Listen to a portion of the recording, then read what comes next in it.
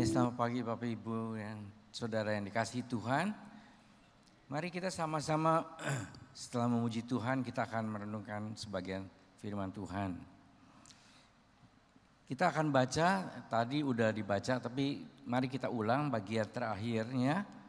Yaitu dari Filipi 4 ayat 19 sampai dengan ayat 20.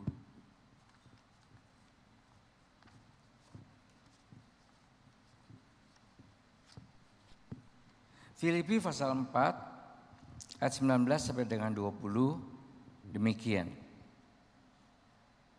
Allahku akan memenuhi segala keperluanmu menurut kekayaan dan kemuliaannya dalam Kristus Yesus.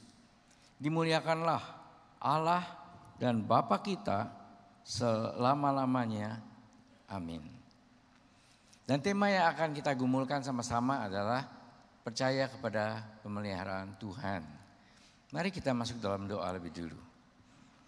Ya Bapa yang ada di dalam surga, kuasai saya dan tolonglah saya untuk boleh membagikan firman Tuhan untuk kami renungkan. Dan Tuhan juga tolonglah para jemaat supaya dengan pekerjaan Roh Kudus boleh menangkap bukan apa yang saya katakan, tapi apa yang Tuhan ingin katakan.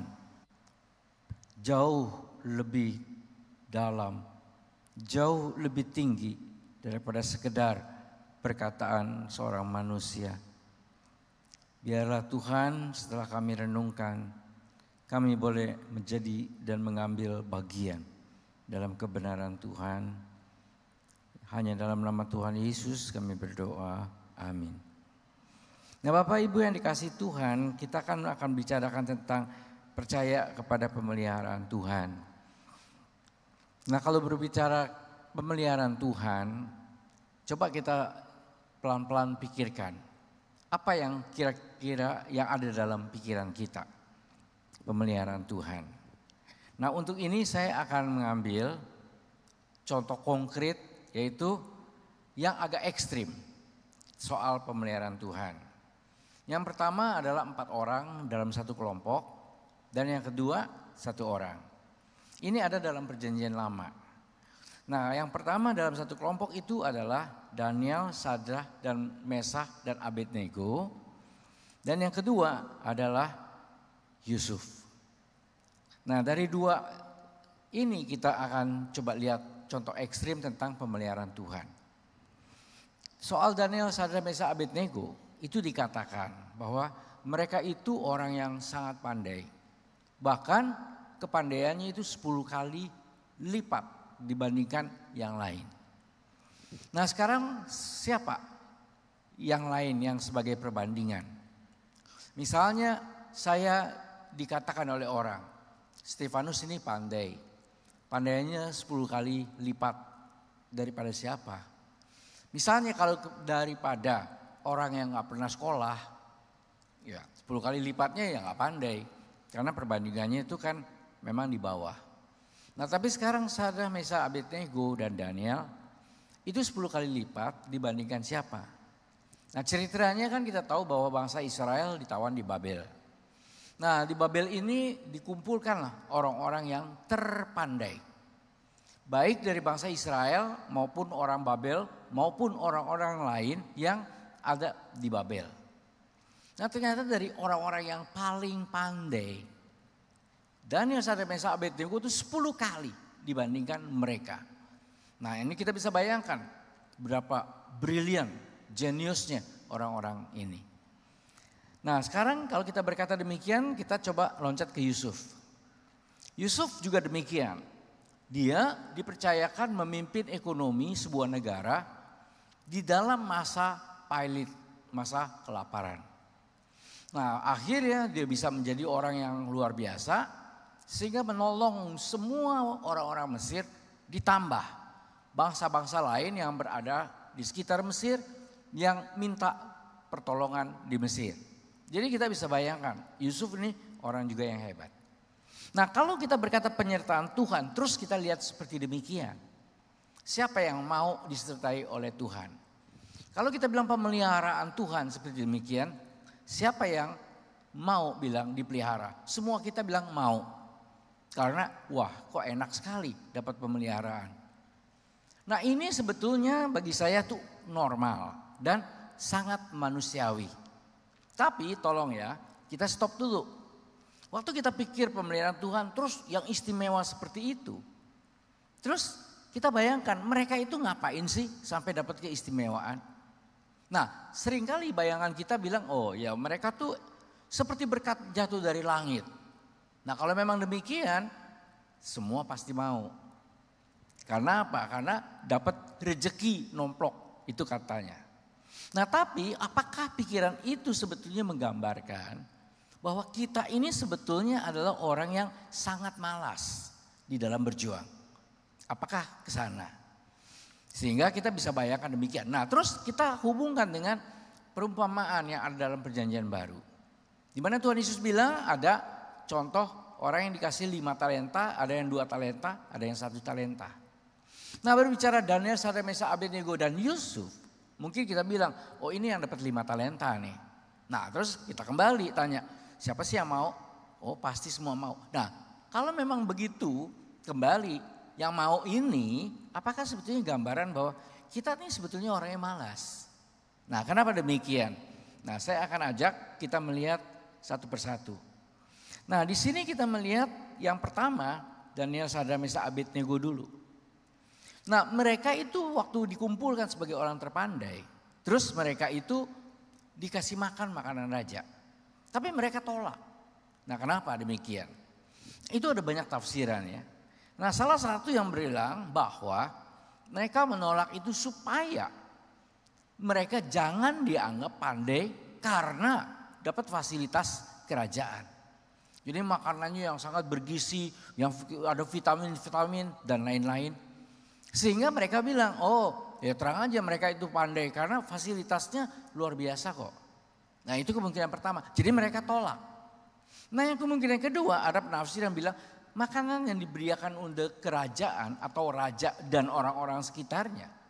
Itu adalah makanan yang juga dipersembahkan kepada dewa. Disembayangin gitu. Nah nanti dari makanan itu seperti sebuah jimat. Jadi yang makan pikirannya langsung jadi cerah, jadi gemilang. Nah kalau memang demikian mereka bilang mereka gak mau. Jadi dengan kata lain mereka mau menyatakan bahwa pandainya mereka bukan karena fasilitas apalagi dari dewa-dewa. Enggak, mereka gak mau nyatakan itu. Nah jadi di sini mereka mau nyatakan pandainya mereka itu jatuh dari Tuhan plus sebetulnya mereka ada punya usaha untuk menanggapi pemeliharaan Tuhan ini. Nah kenapa saya katakan demikian? Sebab begini, ada kalimat di mana mereka bilang, nih kalau mau tes kami tunggu 10 hari lagi. Nah kenapa harus 10 hari? Nah kemungkinan pertama mereka mau bilang pada saat mereka disuruh makan dan mereka tolak. Nah itu 10 hari kemudian. Jadi akan dilihat apakah kepandaian mereka menjadi menurun. Itu yang pertama. Nah yang kedua mereka mau katakan 10 hari lagi. Sebab apa? Mungkin. Nah ini kan tafsiran. Mereka yang sudah punya pengetahuan yang luar biasa perlu berpikir ulang, perlu menggali kembali dari yang dalam, perlu belajar lagi.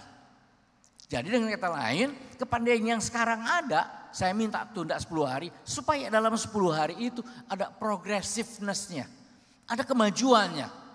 Nah, jadi di sini kalau memang tafsiran seperti demikian, berarti Daniel, Sadrak, Mesak, Abednego di dalam mendapatkan pemeliharaan Tuhan, mereka juga berusaha mati-matian untuk mempertahankan pemeliharaan itu sehingga tidak hilang. Nah itu Daniel, Sadrak, Mesak, Abednego. Sekarang kita bilang Yusuf. Yusuf juga demikian. Coba kita bayangkan pada waktu dia diangkat oleh Potifar sebagai seorang pemimpin. Plus dia tuh dapat orang yang dipercaya. Nah apakah semuanya itu jatuh dari langit? Ya bisa. Tapi kita harus lihat juga. Setelah pemeliharaan Tuhan itu dia dapat seperti dari langit. Juga kita melihat bahwa dia itu belajar untuk mempertahankan pemeliharaan. Nah dari mana dia belajar? Kemungkinan besar dia belajar dari Potifar. Nah, kenapa saya katakan kalau dia belajar dari Potifar berarti Potifar dianggap gurunya. Dia kan muridnya. Nah, kalau memang demikian Potifar melihat Yusuf sebagai muridnya. Sehingga di sini Potifar angkat dia karena melihat bahwa Yusuf ini adalah orang yang pandai dan orang yang mau belajar. Nah, jadi di sini kalau kita melihat demikian berarti kepandaian Yusuf seperti jatuh dari langit plus dia bukan seorang pemalas, tapi bekerja keras untuk mempertahankan pemeliharaan Tuhan ini. Nah, sekarang lebih jauh lagi setelah soal Potifar, akhirnya dia hidup di bawah pemerintahan Firaun. Nah, dia memang diangkat oleh Firaun menjadi seorang pemimpin. Kenapa? Nah, memang kita tahu karena dia pernah menafsirkan mimpi. Tetapi kalau hanya dia mampu menafsirkan mimpi, terus diangkat jadi seorang pemimpin, sebetulnya itu nggak ada hubungan. Seorang pemimpin dengan seorang pemimpin itu nggak ada hubungan. Kalau cuma seorang pemimpin, terus tahu-tahu diangkat jadi pemimpin, maka yang dipimpin pasti akan hidup dalam alam hayal dan pasti akan menghancurkan semua yang ada di bawahnya. Nah, oleh karena itu kita harus bertanya, kenapa? Terus Yusuf diangkat oleh Potifar karena memang dia begitu hebat dan diangkat oleh Firaun karena bukan cuma mimpinya, tapi karena memang dia luar biasa. Nah, waktu saya katakan dia luar biasa berarti mimpinya itu cuma suatu trigger. Jadi kejutan awal. Nah, setelah kejutan awal dia harus mempertahankan kejutan itu untuk terus berada di atas dengan cara dia harus pandai memimpin. Nah, sekarang saya bilang dia pandai memimpin. Kok Firaun tahu? Nah, ternyata ada beberapa kemungkinan lagi. Firaun tahu kemungkinan karena ada laporan atau sharing dari orang lain tentang Yusuf yang adalah orang hebat. Jadi Firaun itu tahu. Nah, siapa orang-orang itu? Mungkin Potifar. Kemungkinan besar. Walaupun Potifar itu merasa sakit hati karena fitnahan istrinya digoda oleh Yusuf. Tapi Potifar tidak bisa tidak tahu ini orang pandai. Nah, pada waktu itu Potifar itu adalah sahabat dari Firaun. Jadi pada waktu Firaun itu mengangkat dia memang karena mimpi sebagai kejutan awal. Sepertinya Firaun ingat, oh iya Potifar pernah ngomong bahwa ini orang yang hebat sekali. Jadi kemungkinan dari Potifar. Nah, kemungkinan lain kan memang sebelum diangkat oleh Firaun dia ada dalam penjara karena fitnah. Nah, mungkinkah orang-orang yang berada di dalam penjara termasuk kita tahu bahwa dia punya seorang teman yang adalah pembuat anggur. Yang akhirnya bebas, yang melupakan dia. Tapi pada saat terjadi mimpi Firaun, orang ini yang ngomong, ini Yusuf nih. Yusuf memang dikatakan sebagai penafsir mimpi. Tapi saya percaya kemungkinan besar dari cerita orang ini, Yusuf adalah orang pandai, itu sampai ke kuping Firaun. Nah, jadi di sini kita melihat Firaun akhirnya tahu ini orangnya hebat luar biasa. Nah, saya katakan hebat ada kemungkinan lain. Pada waktu apa? Pada waktu si Yusuf menafsirkan yang menceritakan cerita dan arti mimpi Firaun kepada Firaun. Pada saat itu mungkin Firaun langsung tahu, oh ini orang pandai ini. Nah, kenapa saya katakan demikian? Saya kasih contoh. Kalau misalnya kita tuh mendengarkan kesaksian orang bertobat. Pada waktu kita mendengarkan atau kita baca bukunya, mungkin kita tuh bisa sambil makan bakso, makan kacang. Atau mungkin kita sambil tidur-tiduran. Sebab apa? Cerita dia bertobat itu simple. Dia dulu begini, terus kejadian ini, akhirnya dia jadi begini. Simple sekali. Kita sambil ngobrol juga masih bisa nangkep tuh kesaksiannya seperti demikian. Sangat sederhana. Tetapi kalau Bapak Ibu mau tahu, ada satu buku kesaksian pertobatan dari seorang yang kalau kita tidak pikir mati-matian, kita tidak akan ngerti tentang kesaksiannya. Nah, orang ini adalah Agustinus, Bapak Gereja. Agustinus itu dalam dosa yang sangat luar biasa, akhirnya singkat cerita bertemu dengan Tuhan dan akhirnya dia bertobat. Nah, yang menarik Pada waktu itulah dia bikin buku The Confessions. Pengakuan tentang pertobatannya. Nah kembali kan kalau kita baca atau dengar pertobatan. Kita bisa sambil baca atau dengar sambil tiduran. Tapi tentang buku pertobatan Agustinus tidak demikian. Saya pernah baca 2 kali. Full. Betul-betul saya coret-coret buku itu. Dan 2 kali paling sedikit. Itu cuma baca apa yang saya anggap penting dari catatannya. Tapi kalau saya mau jujur, buku itu sampai sekarang saya masih berkata saya tidak mengerti sepenuhnya. Bahkan yang saya ngerti mungkin cuma 30%. Kenapa? Sebab kalau kita tidak tahu latar belakang pada zaman itu, waktu kita baca tulisan itu kita tidak akan mengerti. Sebab dia uraikan latar belakang pada waktu itu soal pertobatan. Nah yang kedua, kalau kita tidak baca filsafat, kita tidak belajar filsafat, kita tidak mengerti filsafat, kita tidak akan mengerti buku itu. Enggak akan. Sebab beberapa kalimat itu terus disebut itu karena demikian. Karena siapa? Nah, kita harus tahu siapanya ini siapa.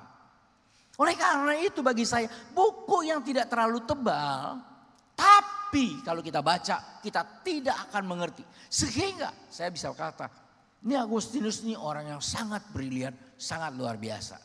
Sebab hanya orang yang mati-matian belajar filsafat baru bisa mengerti apa yang dia tulis. Padahal buku kesaksian. Nah sekarang saya bandingkan dengan Yusuf. Ada kemungkinan waktu Yusuf cerita soal mimpi Firaun. Memang ditulis di dalam Alkitab supaya mempersingkat atau memperjelas atau mempermudah kita mengerti apa poinnya. Maka cuma ditulis. Dia menafsirkan. Tapi pada saat itu. Waktu dia menafsirkan mimpi. Waktu dia mengatakan. Apakah itu mengandung kata-kata yang kalau Firaun adalah orang bodoh. Kalau Firaun orang yang bukan belajar, bukan orang terpelajar, maka Firaun tidak akan mengerti.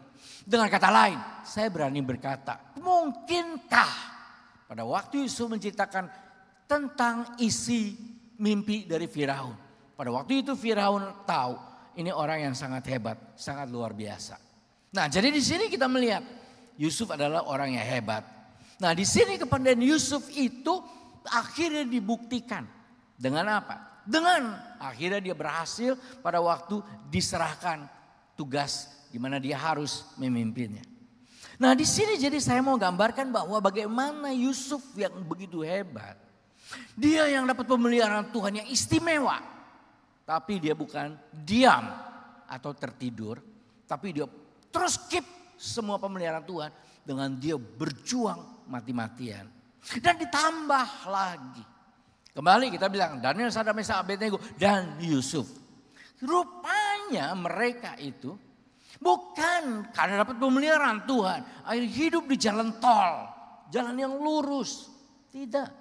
Tapi mereka justru berjalan di jalan yang sangat berliku-liku. Dan hambatan yang mereka hadapi bukan main besarnya. Nah contoh saya katakan demikian. Kita melihat Daniel, Sadrak, Mesak, Abednego. Kita lihat bahwa orang-orang sekitarnya itu bukan orang yang bukan baik. Tapi penjahat-penjahat yang setiap saat akan pukul dia hancur, akan jegal dia. Nah kita lihat contohnya kan. Misalnya Sadrak, Mesak, Abednego. Orang-orang sekitar itu benci, mau hancurkan dia. Dengan cara apa? Dengan dia membujuk raja supaya orang menyembah patung raja atau patung dewanya. Yang poinnya bukan supaya raja itu dihormati, ditinggikan. Bukan.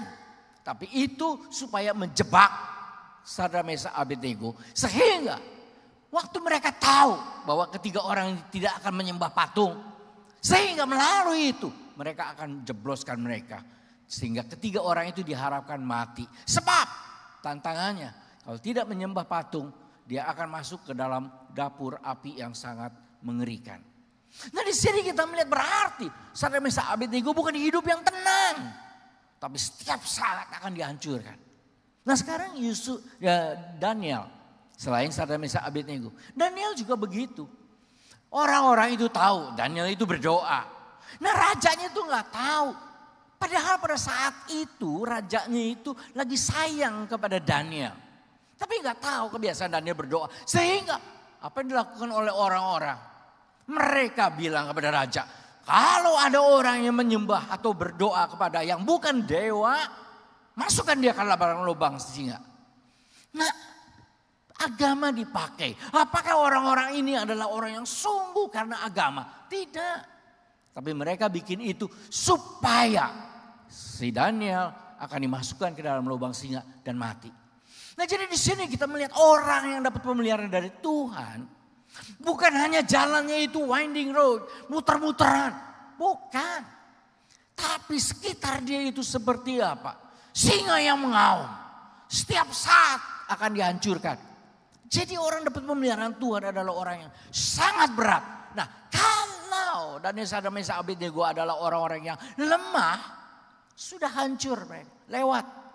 Tidak ada lagi sejarah yang kita bisa lihat dan kita baca seperti ini. Nah, sekarang juga dengan Yusuf sekarang. Bagaimana dengan kehidupan dia?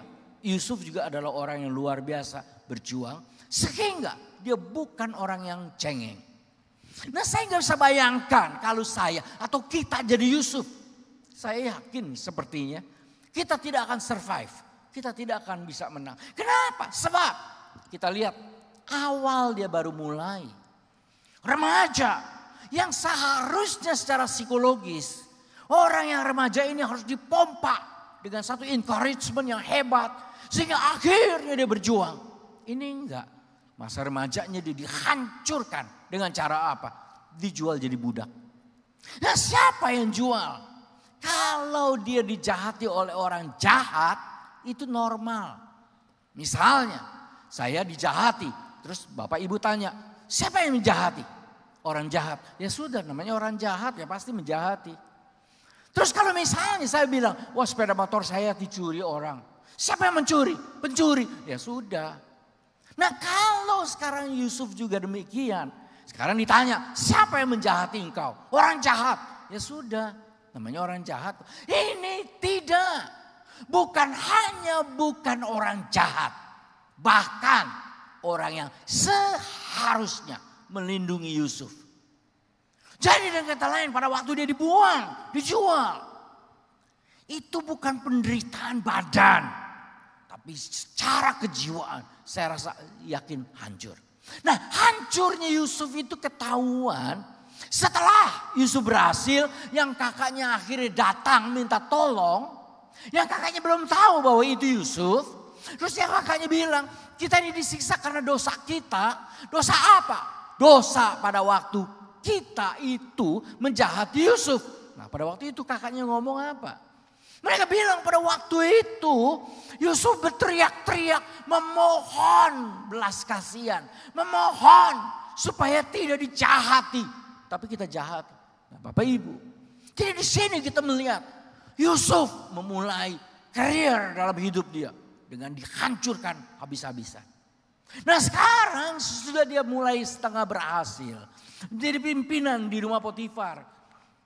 Yang akhirnya dipercaya. Akhirnya apa? Tidak bisa sukses. Sebab apa? Dia dijahati dengan fitnah berzina. Siapa yang menjahati dia? Istri yang dia tahu dia tidak akan jamah. Istri dari suaminya yang sebetulnya sangat baik kepada dia. Yang suaminya percayakan dia. Yang suaminya angkat sampai dia mempunyai jabatan yang hebat. Istri ini yang sebetulnya dia sangat hormati. Istri ini yang hancurkan dia. Jadi di sini saya melihat bahwa Yusuf itu luar biasa hebatnya. 2 kali paling tidak dihancurkan, bukan main. Tapi dia tetap bertahan. Nah, di sini kita melihat inilah yang terjadi bagi orang yang dapat pemeliharaan Tuhan secara istimewa. Jadi dengan kata lain, orang yang dipelihara oleh Tuhan atau orang yang dapat pemeliharaan Tuhan, hidupnya bukan sesuatu yang gampang. Bukan sesuatu yang mudah. Bukan enak. Bukan jalan tol. Ditambah lagi, bukan membuat kita menjadi malas. Tetapi ini semua pemeliharaan harus membuat kita harus berjuang. Nah sekarang saya ingin bandingkan kembali pemeliharaan Tuhan dengan orang-orang yang menanggapi pemeliharaan itu dengan malas. Kalau tadi kita melihat mereka berjuang, akhirnya pemeliharaan Tuhan bertahan. Tapi sekarang saya mau mengajak kita lihat satu bangsa yang dipelihara oleh Tuhan hancur, tersiksa. Kenapa? Nah coba kita lihat, ini contohnya bangsa Israel. Bangsa Israel ada di Mesir berapa tahun? Kira-kira 400 tahun, lama. Dan 10-an tahun terakhir mereka disiksa habis-habisan. Nah sekarang kita bertanya, kenapa begitu lama dan kenapa disiksa? Ada banyak tafsiran ya. Ada yang bilang, ya karena memang Firaun itu jahat. Ya betul. Tapi coba kita lihat lagi. Bangsa Israel yang ada di Mesir itu bangsa yang anaknya tuh non-stop banyaknya. Terus banyak. Bahkan pada waktu akhirnya disiksa itu tambah banyak anaknya. Nah ini bangsa Israel. Sehingga tidak heran Firaun takut. Ini bangsa asing ini makin lama makin banyak. Hancur kita ini. Saya akan digulingkan. Oleh karena itu Firaun bilang tekan. Supaya saya jangan digulingkan. Itu kan pertama. Tapi tafsiran lain. Kenapa bangsa Israel begitu lama disiksa? Sebab. Nah ini. Karena mereka adalah bangsa pemalas saat itu. Nah kenapa saya bilang bangsa pemalas? Coba kita lihat Bapak Ibu. Kan asal mereka ada di Mesir kembali pada waktu peristiwa Yusuf. Yusuf berhasil. Sehingga akhirnya Mesir menjadi makmur. Dan bangsa lain datang termasuk orang-orang Israel datang ke sana. Nah singkat cerita akhirnya keluarganya, kakak-kakaknya datang dan papanya. Sehingga akhirnya timbullah satu kelompok Yahudi yang kuat. Di bawah pemerintahan Yusuf yang dipercaya oleh Firaun. Nah di sini kita melihat mereka itu berkembang biak. Sebagai kelompok elit. Nah sekarang apa yang terjadi? Pada waktu mereka makmur di Mesir. Hidup mereka enak. Mereka lupakan semua yang Tuhan tetapkan. Untuk terjadi kepada mereka. Apa yang Tuhan tetapkan? Sejak awal Tuhan bilang. Ingat bangsa Israel, umatku. Tempatmu bukan di Mesir. Bukan di mana? Di tempat tanah perjanjian. Di Kanaan waktu itu. Di tanah perjanjian. Kamu tidak boleh selamanya di Mesir. Kamu harus balik. Itu berkali-kali Tuhan katakan. Tetapi apa yang terjadi? Bangsa Israel gak mau pindah dari Mesir. Sebab ternyata di Mesir hidupnya tuh enak. Semuanya sekarang sudah ada. Semuanya itu makmur. Sehingga kalau mereka harus pindah ke tanah perjanjian. Tanah asal mereka. Berarti mereka harus memulai sesuatu yang baru. Nah kita lihat apalagi 10 tahun terakhir sebelum mereka Exodus keluar dari Mesir. Yang sekarang ada itu bukan orang-orang yang ada pada waktu zaman Yusuf. Sebab sudah beratusan tahun. Nah orang-orang yang asing ini dia tidak pernah bayangkan tempat yang baru dalam tanah perjanjian. Mungkin besar. Mereka dengar cerita tentang tanah perjanjian yang memang belum dikelola, yang memang belum subur pada waktu itu. Sehingga mereka bilang buat apa kita capek-capek ke sana. Stop, stay di sini. Ini udah nikmat. Nah jadi dengan kata lain, yang akhirnya Firaun marah dan menyiksa mereka. Kenapa? Sebab mereka yang gak mau keluar dari Mesir. Mereka gak mau susah payah lagi mulai sesuatu yang baru. Mereka gak mau itu. Inilah menjadi penyebab. Akhirnya mereka disiksa dan mereka menderita. Nah contoh yang lain yang menarik. Akhirnya kan mereka karena menderita baru akhirnya berani keluar. Tapi waktu mereka keluar di padang gurun itu puluhan tahun. Kira-kira 40 tahun.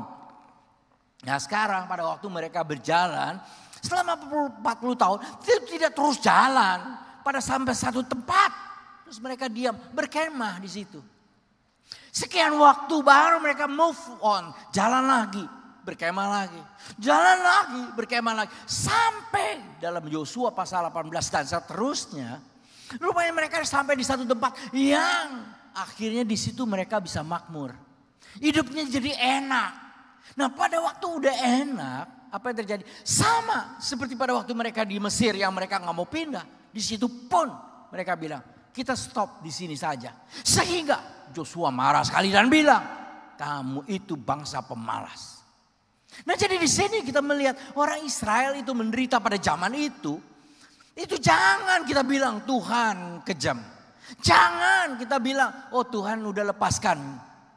Bukan, Tuhan masih melihara mereka. Tapi pemeliharaan Tuhan kepada mereka, mereka selewengkan dengan bukan cuma take it for granted. Cuma menerima untungnya, tapi take advantage. Mau mengambil segala keuntungan. Yang tidak memikirkan apa yang sebetulnya menjadi rencana Tuhan. Nah jadi di sini kita bisa melihat bahwa orang-orang Israel ini sampai Joshua marah sekali. Orang yang tidak pernah berterima kasih. Padahal sampai pasal 18 dan seterusnya. Mereka itu disertai oleh Tuhan dengan begitu banyak mujizat. Ya peristiwa mana, peristiwa macam-macam. Air yang keluar dari batu. Tuhan pelihara. Tapi apa yang terjadi? Mereka lupakan semua itu. Dan saya percaya badai yang sangat mengerikan. Itu pun Tuhan tolong mereka dan lindungi mereka. Tapi itu akhirnya membuat pemeliharaan Tuhan itu jadi hilang demikian saja. Tidak terjadi kepada mereka. Kenapa? Karena mereka tidak menanggapi pemeliharaan Tuhan dengan perjuangan. Nah jadi di sini kalau kita mau melihat bahwa kita menerima pemeliharaan Tuhan. Tapi apakah itu menyebabkan kita jadi akhirnya cuma mau terima doang tanpa berusaha? Atau pemeliharaan Tuhan itu kita sambut dengan perjuangan yang Tuhan izinkan. Nah sekarang saya akan mengajak kita melihat yang mirip dengan ini. Untuk memperkuat pandangan ini. Ada dua bagian Alkitab. Di dalam perjanjian baru Tuhan Yesus pernah bilang. Orang yang Tuhan sayang, yang mempunyai kerajaan Allah. Artinya apa? Seperti anak-anakku. Itu maksud Tuhan Yesus. Itu harus seperti anak kecil. Nah sekarang kalau kita bilang seperti anak kecil. Apa sih yang ada bayangan kita? Mungkin kita pikirnya cuma tidur, mangap, dikasih makan, dimandikan. Dia gak bikin apa-apa. Iya ada betulnya. Karena dia belum berdaya. Tapi di dalam ketidakberdayaan. Siapa dan apa? Ciri yang khas bagi anak kecil. Ciri khas.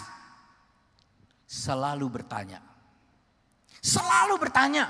Dia lihat ini dia tanya. Lihat itu tanya. Lihat sana tanya. Lihat sini tanya. Terus tanya. Nah sampai sebelum dia bisa ngomong. Itu pun selalu bertanya. Tapi kadang gak bisa ngomong. Tapi apa? Coba perhatikan. Tadi waktu salaman itu saya melihat ada anak kecil lagi digendong. Mungkin umur 2 tahun atau 1 tahun lebih. Bengong. Itu bertanya.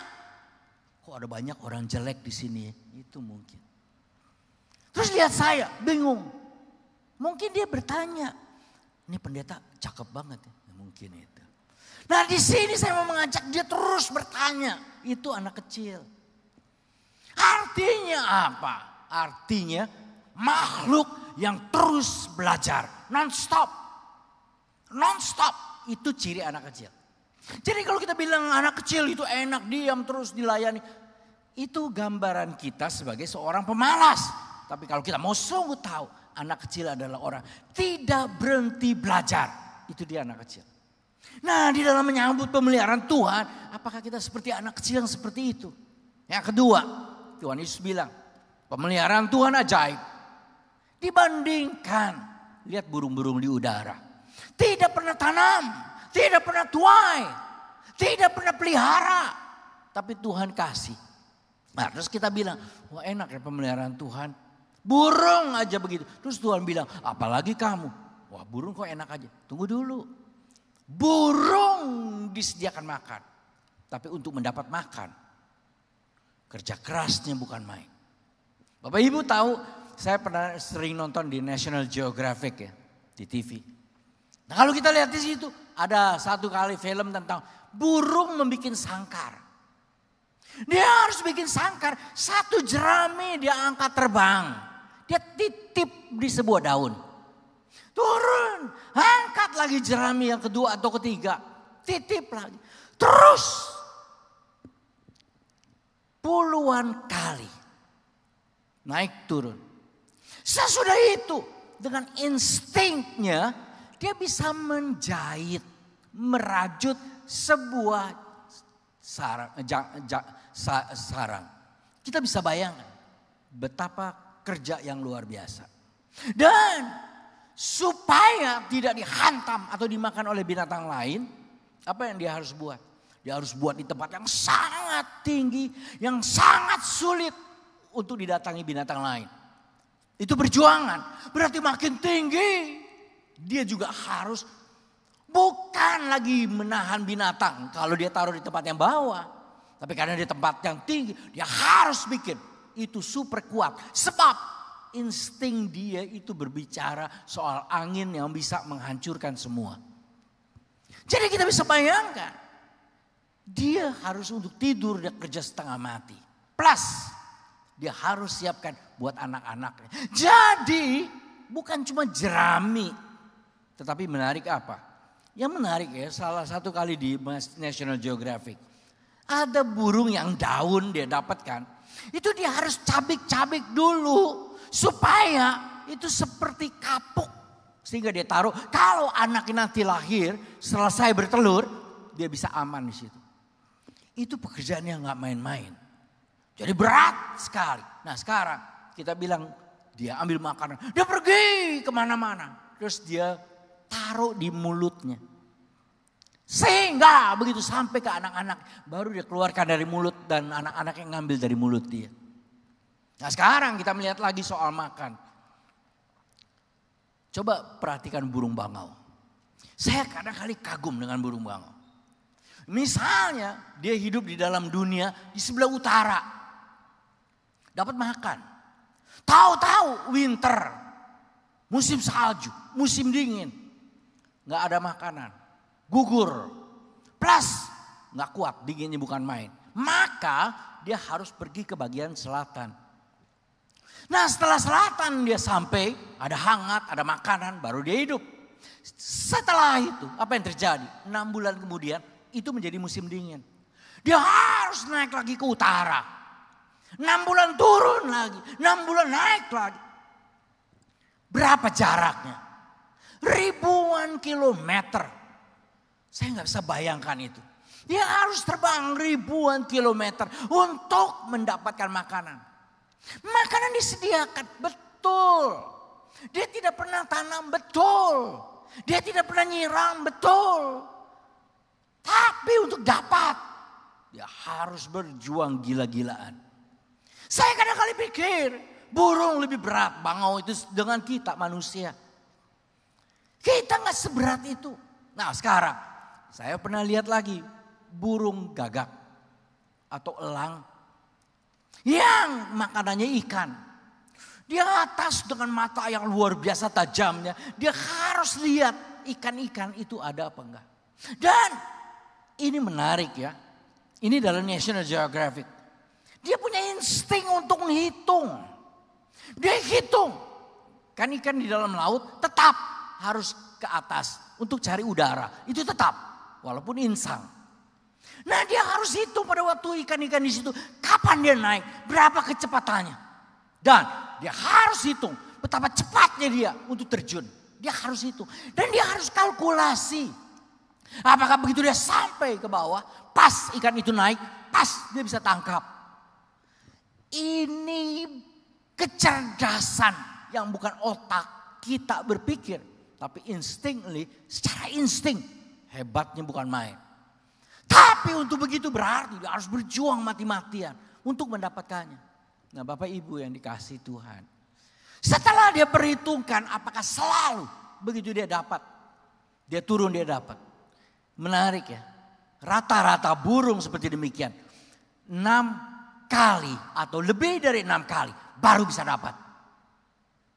Oh gak putus asanya bukan main. Nah saya kalau lihat itu saya terharu ya dengan ciptaan Tuhan. Nah Bapak Ibu yang dikasihi Tuhan, mari kita lihat Tuhan pelihara. Tapi apakah kita berjuang? Nah, sekarang kita kembali ke dalam Paulus yang menulis surat Filipi. Dia bilang pemeliharaan Tuhan. Tapi ingat, waktu dia bilang pemeliharaan Tuhan, dia adalah salah satu penginjil yang terhebat di dalam berusaha menginjili orang. Paulus sampai pernah bilang, bukan sombong. Dia berikan satu kenyataan. Coba bandingkan dengan rasul-rasul yang lain. Apakah aku kalah? Dengan kata lain dia mau mengatakan dia orang pejuang yang hebat. Dan betul dia dipakai oleh Tuhan dengan hebat. Orang yang dipelihara oleh Tuhan yang kita baca dalam Filipi tadi adalah orang yang terus berjuang dan tidak cengeng. Ini saya tuh selalu kalau pikir ini kita tuh nol, minus dibandingkan Paulus. Sebab Paulus bilang apa? Aku yang sudah berjuang ini punya duri. Yang kemungkinan sakit mata, yang kemungkinan sakit ayan, yang kemungkinan sakit sesuatu. Yang di dalam Tesalonika dia berkata, penyakit itu membuat kamu jemaat menjadi jijik dengan aku. Ini Paulus. Dia katakan 3 kali dia minta pemeliharaan Tuhan macam apa ini. Nah di sini kita melihat pemeliharaan Tuhan adalah pemeliharaan sampai dia terus bisa berjuang. Nah saya tuh sering kali sedih loh dengan diri saya. Apakah kita tuh bisa berdoa Tuhan tolong pelihara. Bukan supaya saya cukup, bukan supaya saya enak saja. Tapi supaya perjuangan saya bisa bertahan di dalam Tuhan. Nah ini yang saya rasa kita harus pelihara. Nah sekarang saya tutup. Pemeliharaan Tuhan sebetulnya jutaan kali yang mungkin kita tidak sadar. Saya pernah nyetir mobil, terus waktu mau mundur ditabrak sama mobil lain. Misalnya pada waktu itu jam 9 pagi misalnya. Begitu peristiwa itu terjadi, saya ini mikir, aduh kok sial betul sih. Pas jam 9 saya keluar ketabrak. Seandainya saya mundur ya jam 9 lebih 5. Atau jam 9 kurang 5. Atau jam 9 lebih 2 menit. Atau jam 9 kurang 2 menit. Kan gak jadi tabrakan. Atau mungkin jam 9 lebih 1 menit. Kurang 1 menit. Kan gak jadi tabrakan. Nah sekarang seandainya waktu itu. Pas jam 9 saya mau mundur. Tuhan halangi saya sehingga saya mundurnya menjadi 9 lebih 1 menit. Terjadi gak tabrakan itu? Enggak. Karena udah lebih 1 menit kan. Orang yang nabrak itu udah bilang, udah pergi jauh. Tapi seandainya yang 9 lebih dari 1 menit. Yang Tuhan lindungi saya sehingga tidak terjadi tabrakan. Sekarang pertanyaannya, tahu gak saya? Oh lebih 1 menit karena Tuhan lindungi. Coba seandainya kurang 1 menit. Persis jam 9 saya ketabrak. Sekarang saya dibikin lebih 1 menit. Sehingga saya tidak terjadi tabrakan. Tahu gak saya? Gak tahu. Kita gak tahu.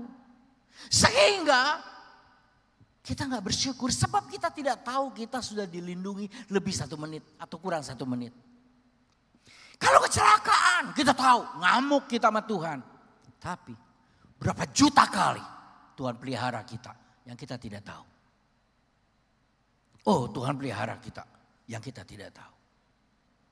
Bapak Ibu yang dikasihi Tuhan.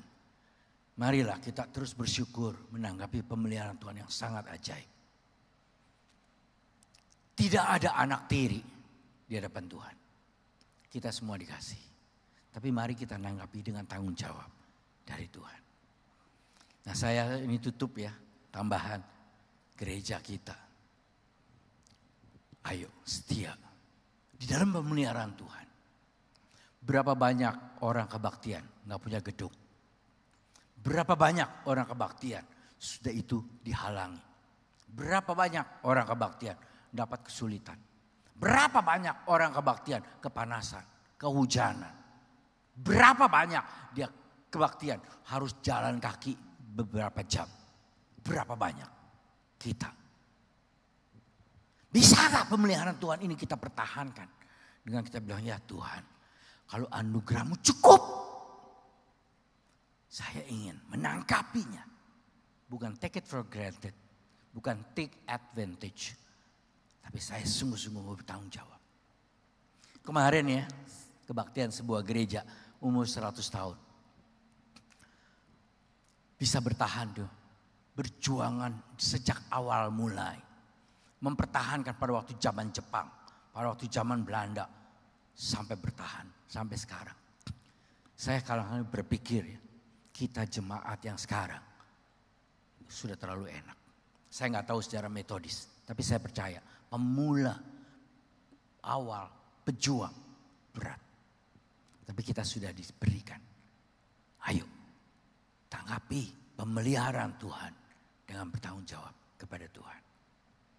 Mari kita berdoa. Tuhan, tolong saya yang malas. Saya yang tidak bertanggung jawab. Kami bukan hanya diam, tapi kami nuntut Tuhan. Tuhan, tolong pemeliharaan Tuhan. Kami tanggapi dengan bertanggung jawab ya Tuhan. Bapak, hidup makin sulit. Tapi tolonglah Tuhan. Supaya kesulitan ini kami teruskan dengan percaya pemeliharaan Tuhan. Yang Tuhan izinkan. Kalau kami mau juga berjuang. Bapak dengarkan doa kami. Dalam nama Tuhan Yesus kami berdoa.